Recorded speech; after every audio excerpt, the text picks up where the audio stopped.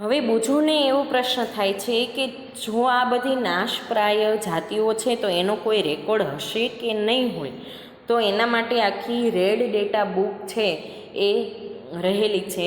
તો પ્રોફેસર અહેમદ બાળકોને red data book વિશે સમજાવે છે. તે જણાવે છે કે રેડ ડેટા બુક એ એવું પુસ્તક છે કે જેમાં બધી નાશપ્રિય જાતિઓનો રેકોર્ડ રાખવામાં આવે છે. એક સંસ્થા દ્વારા આંતરરાષ્ટ્રીય સ્તરે રેડ ડેટા બુક જાળવવામાં આવે છે. ભારતમાં જોવા મળતા વનસ્પતિ અને પ્રાણીઓ માટેની રેડ ડેટા બુક ભારત દ્વારા જાળવવામાં આવે છે. અલગ અલગ દેશની બુક હોય છે એ અલગ અલગ હોય છે, તો એના માટે દરેક દેશની અલગ અલગ બુક છે એ રાખવામાં આવે છે. અહીંયા તમને આપેલું છે કે જો તમે વનસ્પતિઓ, પ્રાણીઓ અને અન્ય જાતિઓ માટે અલગ અલગ રેડ ડેટા બુક હોય છે. વનસ્પતિઓની પણ અલગ હોય, પ્રાણીઓની પણ અલગ હોય અને અન્ય જાતિઓ માટેની પણ અલગ અલગ રેડ ડેટા બુક રાખવામાં આવતી હોય છે. અહીંયા આપણને એક વેબસાઇટ આપેલી છે કે કમ્પ્યુટર ઉપર તમે જઈ www.wil એટલે કે wil.government.in એની અંદર જઈ તમે 102 પેજ ઉપર HTM ન્યૂમાં જઈ તમે એની માહિતી પ્રાપ્ત કરી શકો છો. એટલે ટૂંકમાં તમે નેટ ઉપરથી રેડ ડેટા બુક એવું સર્ચ કરશો તો પણ તમે એની માહિતી છે ત્યાંથી મેળવી શકશો. ત્યારબાદ આપેલું છે સ્થળાંતર. તો માધવજીના માર્ગદર્શન હેઠળ ભ્રમણ કરતું જૂથ ગાઢ જંગલમાં પ્રવેશ્યું. એક હરતું ફરતું જે જૂથ છે એ ત્યાં ગાઢ જંગલમાં પ્રવેશ્યું. તો તેઓ તવા સરોવર નજીક થોડો સમય માટે આરામ કરવા બેઠા. અહીંયા આપણે પહેલી આપણને આપ્યું છે કે જો આપણી પાસે લાકડું હોત જ નહીં તો શું થાય, શું લાકડાનો અન્ય વિકલ્પ ઉપલબ્ધ છે? હું જાણું છું કે કાગળ એક મહત્ત્વપૂર્ણ ઉત્પાદન છે જે આપણને જંગલોમાંથી પ્રાપ્ત થાય છે. તો એને આશ્ચર્ય છે કે કાગળનો પણ કોઈ વિકલ્પ ઉપલબ્ધ હશે ખરો? તો એના માટે હમણાં આગળ આપણે ચર્ચા કરીશું. તો હવે છે એ તવા સરોવર નજીક માધવજીના માર્ગદર્શન હેઠળ એ ભ્રમણ કરતું આખું જે જૂથ હતું વિદ્યાર્થીઓનું એ ગાઢ જંગલમાં પ્રવેશ્યું અને તવા સરોવર નજીક થોડા સમય માટે આરામ કરવા બેઠું. પહેલીએ નદીની નજીક કેટલા પક્ષીઓ જોયા. માધવજી જણાવે છે કે તે સ્થળાંતર કરનારા પક્ષીઓ છે. તે પક્ષી દુનિયાના અન્ય વિસ્તારમાંથી ઉડીને આવ્યા છે. સ્થળાંતર વિશે આપણે તમે 7મા ધોરણમાં ચર્ચા કરી ગયા કે ત્યાંની આબોહવા છે એ એને અનુકૂળ, એની આબોહવા સાથે અનુકૂળ નથી સાધી શકતા, એટલે અમુક સમયે તે પ્રાણીઓ છે કે પક્ષીઓ છે એ સ્થળાંતર કરતા હોય છે. વાતાવરણીય બદલાવના કારણે સ્થળાંતર કરનારા પક્ષીઓ પ્રત્યેક વર્ષે દૂર દૂરના વિસ્તારોમાંથી એક ચોક્કસ સમયે ઉડીને આવે છે. તે અહીં ઈંડા મૂકવા આવે છે, કારણ કે અતિશય ઠંડી હોવાને લીધે તેમના મૂળ નિવાસ સ્થાને તે સમય રહેવા માટે યોગ્ય હોતા નથી. એની આપણે 7મા ધોરણમાં ચર્ચા કરી ગયા હતા. સાઇબેરિયન ક્રેન નામના જે પક્ષી છે એ સ્થળાંતર કરતા હોય છે ઠંડીની ઋતુમાં. પોતે ધ્રુવ પ્રદેશમાં રહી શકતા નથી, એટલા માટે એ ગરમ પ્રદેશમાં છે એ સ્થળાંતર કરે છે.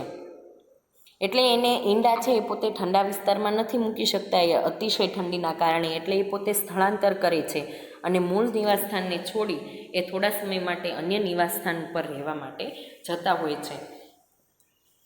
એવા પક્ષીઓ જે ઉડીને દૂરના અંતરની લાંબી યાત્રા કરે છે તેને સ્થળાંતરિત પક્ષીઓ અથવા પ્રવાસી પક્ષીઓ કહે છે. એના વિશે આપણે ધોરણ 7માં અભ્યાસ કરી ગયા. હવે કાગળનું રિસાયકલિંગ, કે પહેલીને હમણાં જે સવાલ થતો કે કાગળ માટે બીજો કોઈ ઓપ્શન છે ખરો, એમ કે આપણે કાગળ મેળવીએ છીએ વૃક્ષોમાંથી, તો એના કારણે તો આપણે વૃક્ષોની જરૂર પડે, લાકડાની જરૂર પડે, પણ કાગળનો બીજો કાંઈ ઓપ્શન હશે? તો કે હા, કાગળનું રિસાયકલિંગ, એટલે કે જ્યાં સુધી કાગળનો આપણે ઉપયોગ કરી શકીએ શુદ્ધ કરીને ત્યાં સુધી આપણે નવા કાગળનો ઉપયોગ કરવો જોઈએ નહીં. પ્રોફેસર અહેમદે બાળકોનું ધ્યાન વન નાબૂદીના એક અન્ય કારણ તરફ દોર્યું. તે તેઓને જણાવે છે કે 1 ટન કાગળ પ્રાપ્ત કરવા માટે પૂર્ણ વિકસિત 17 વૃક્ષોને કાપવામાં આવે છે. સંપૂર્ણ વિકાસ થયેલા જે વૃક્ષો હોય એવા 17 વૃક્ષોને કાપવાથી એમાંથી 1 ટન કાગળ પ્રાપ્ત થઈ શકે છે. આથી આપણે કાગળની બચત કરવી જોઈએ. પ્રોફેસર અહેમદ એ પણ બતાવે છે કે ઉપયોગ માટે આપણે કાગળને 5 થી 7 વખત રિસાયકલ કરી શકાય છે. એટલે કે એકનો એક કાગળ રિસાયકલ કરીને આપણે 5 થી 7 વખત આપણે એને ઉપયોગ ફરીથી કરી શકીએ છીએ. જો કોઈ વિદ્યાર્થી એક દિવસમાં માત્ર એક જ કાગળની બચત કરે તો આપણે એક વર્ષમાં અનેક વૃક્ષોને બચાવી શકીએ છીએ. વિચાર કરો તમે, દેશમાં અને દુનિયામાં કેટલા બધા વિદ્યાર્થીઓ હશે. દરેક વિદ્યાર્થી જો એક એક કાગળનું બચત કરે તો આપણે ઘણા બધા વૃક્ષોને બચાવી શકીએ છીએ. આપણે કાગળનો બચાવ કરવો જોઈએ, તેનો પુનઃ ઉપયોગ તેમજ રિસાયકલ કરવું જોઈએ. તેની મદદથી આપણે માત્ર વૃક્ષોને જ બચાવીશું એવું નથી, પરંતુ કાગળ ઉત્પાદનના ઉપયોગમાં લેવાતા પાણી તેમજ ઉર્જાની પણ આપણે બચત કરી શકીએ છીએ. તેની સાથે સાથે કાગળ ઉત્પાદનના ઉપયોગમાં લેવાતા હાનિકારક રસાયણોમાં પણ આપણે ઘટાડો થઈ શકે છે. તો હવે બુજોને પ્રશ્ન થાય છે કે શું વન નાબૂદીનું કોઈ કાયમી નિવારણ છે? તો એના માટે આપણે એક નિવારણ કહી શકીએ કે પુનઃ વનીકરણ, કે ફરીથી આપણે જો વન ઉગાડી શકીએ એવો કોઈ આપણે હેતુ રાખીએ તો આપણે એનું વન નાબૂદી ઘટાડી શકીએ છીએ. કે પ્રોફેસર અહેમદનો સુઝાવ છે કે વન નાબૂદીનો જવાબ પુનઃ વનીકરણ છે. પુનઃ વનીકરણનો ઉદ્દેશ કાપવામાં આવેલા વૃક્ષોની ઘટ પૂરી કરવા નવા વૃક્ષોની રોપણી કરવાનો છે. જેટલા વૃક્ષો કાપવામાં આવે એની સામે એટલા જ વૃક્ષો છે આપણે રોપી દેવા જોઈએ અને ઉગાડી દેવા જોઈએ. એટલા માટે વૃક્ષો છે એનું સંતુલન, પછી વાતાવરણમાં રહેલા વાયુઓનું, કાર્બન ડાયોક્સાઇડ, ઓક્સિજનનું સંતુલન છે એ સતત જળવાઈ રહે. રોપવામાં આવેલ વૃક્ષ સામાન્યતઃ એ જ જાતિના હોય છે. જે વૃક્ષ આપણે કાપીએ એ જ જાતિનું જો વૃક્ષ આપણે ફરીથી વાવી દઈએ તો છે એ વન નાબૂદીને આપણે અટકાવી શકીએ છીએ. તો રોપવામાં આવેલ વૃક્ષ સામાન્યતઃ એ જ જાતિના હોય છે જે તે જંગલમાં જોવા મળે છે. એ જંગલમાં હોય એવા વૃક્ષો આપણે ત્યાં રોપવાના. આપણે ઓછામાં ઓછા એટલા તો વૃક્ષો ઉછેરવા જોઈએ જેટલા આપણે કાપીએ છીએ. વધારે આપણે ન ઉગાડીએ તો કાંઈ નહીં, પણ જેટલા વૃક્ષ આપણે કાપીએ છીએ એટલા વૃક્ષ આપણે ઉગાડવા જોઈએ. કુદરતી રીતે પણ પુનઃ વનીકરણ થઈ શકે છે. જો આપણે તે વિસ્તારને ખલેલ પહોંચાડ્યા વગર રહેવા દઈએ તો તે સ્વયં પુનઃ પ્રસ્થાપિત થઈ જાય છે. ઘણી વખત તેના બીજમાંથી છે એ આપોઆપ અલગ અલગ વનસ્પતિ ઉગી નીકળતી હોય છે. તો આપણે એને જો કાંઈ ખલેલ ન પહોંચાડે તો સ્વયં રીતે, કુદરતી રીતે ત્યાં છે એ પુનઃ પ્રસ્થાપિત થઈ શકે છે. કુદરતી વનીકરણમાં માનવની કોઈ ભૂમિકા નથી. આપણે આપણા જંગલોને અત્યાર સુધી ઘણું નુકસાન કરી ચૂક્યા છીએ. જો આપણે આપણી આવનારી પેઢી માટે હરિયાળી સંપત્તિ બનાવી રાખવી હશે તો વધારેમાં વધારે વૃક્ષારોપણ જ એકમાત્ર વિકલ્પ છે. પ્રોફેસર અહેમદે તેઓને બતાવ્યું કે ભારતમાં વન સંરક્ષણ અધિનિયમ છે. આ અધિનિયમનો હેતુ પ્રાકૃતિક વનોની જાળવણી અને સંરક્ષણ કરવાનો છે.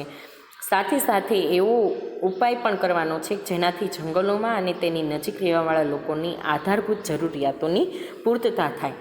જે ભારતમાં વન સંરક્ષણ અધિનિયમ છે એમાં પ્રાકૃતિક વનો છે એની જાળવણી અને સંરક્ષણ, સાથે સાથે જંગલોની આજુબાજુમાં રહેતા જે લોકો છે એને એની જરૂરિયાત પૂરી પડે કે જેથી એને જંગલોની મદદ ન લેવી પડે, એવો પણ એની અંદર પ્રયત્ન કરવામાં આવેલ છે. થોડોક સમય આરામ કર્યા પછી માધવજીએ બાળકોને પાછા ફરવાનું કહ્યું, કારણ કે સૂર્યાસ્ત પછી જંગલમાં રોકાવું યોગ્ય નથી. પાછા આવ્યા પછી પ્રોફેસર અહેમદ તેમજ બાળકોએ આ ઉલ્લાસપૂર્વકના અનુભવ બદલ માધવજીનો આભાર વ્યક્ત કર્યો.